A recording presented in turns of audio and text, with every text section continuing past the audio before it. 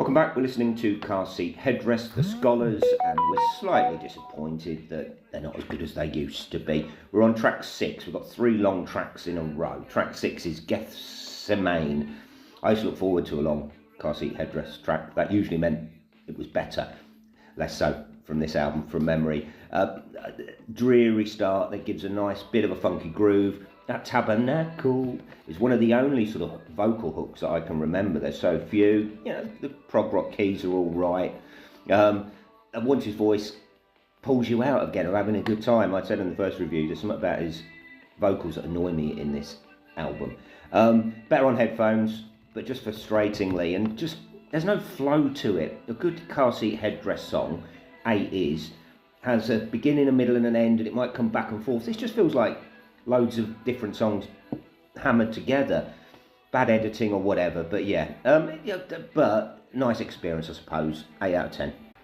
Track 7, Reality. Even the song titles aren't as good as they used to be. I like the intro. I like it, when they get into it. I think it would have made a good track 1 maybe, until the end when he comes all Bowie in space. By 4 minutes, I'm dreading the next 6 minutes. When the auto-tune is back, it's not much better. The melody is just not there. The track I'm disappointed, and one that you could definitely lose from this album. Because the next one's a cracker, but that's not. 5 out of 10. Track 8, Planet Desperation. Thank God, they can still be good. Yeah, I like his voice in this. Does the Johnny Cash sort of really, really well. It should have been track 1. I think this would have been a great track 1. I really, really do. I think the power's there in his voice once more. A song where I just want to stop moaning and enjoy it, and there's not many of those on this album. If the album was 35 minutes with this track at track 1, I think we would have had a belter. Beautiful piano hook. Just Car Seat Headrest back at their best.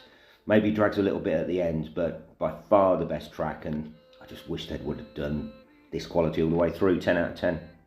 And the 9th and final track, True False Lover, which is a decent way to end the album. Nice stomping. You're in a better mood after you have a bit of good music with track 8, Planet Desperation. So, yeah, I'll give it a 9 out of 10. And overall, the album, I'm going to give it an 8. I'm going to go up 1 from my 7 out of 10, simply because of that 18-minute or 19-minute epic, which is them at their best, and shows they can still do it, and there is hope.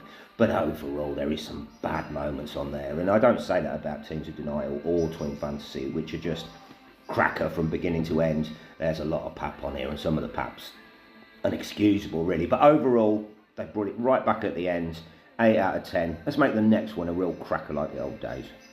Please like and subscribe.